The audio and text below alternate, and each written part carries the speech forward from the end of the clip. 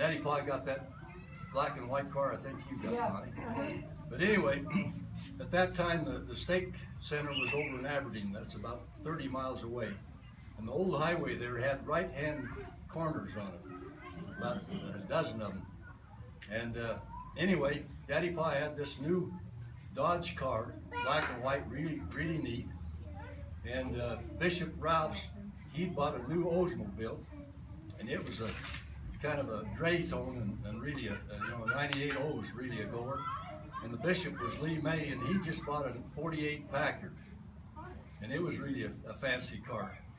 Well, we had some kind of Aaronic priesthood thing over in Aberdeen, and so we got to ride with these guys, and that was pretty neat riding with those old duffers and those fancy new cars. But they wouldn't go very fast or anything, and we got over to Aberdeen, and and we kind of disappointed. I don't know what happened, but while we were doing the activity, them three guys got together as who had the fastest and best car. And when we came out, they were going to have a race coming home.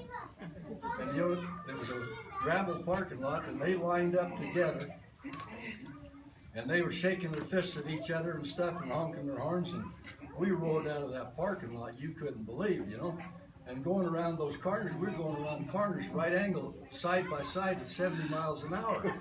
And you didn't have seat belts then, and we were in the back seat and then going every which way, and these crazy guys are hollering at each other and stuff.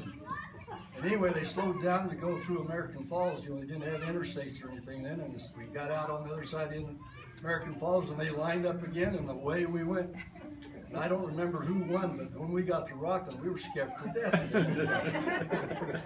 And I remember when we got home, Carl pulled a mourning dove out of the grill of Daddy Pa's car. It hadn't got out of the way. And for weeks, all we could talk about was the old Duffer's car race.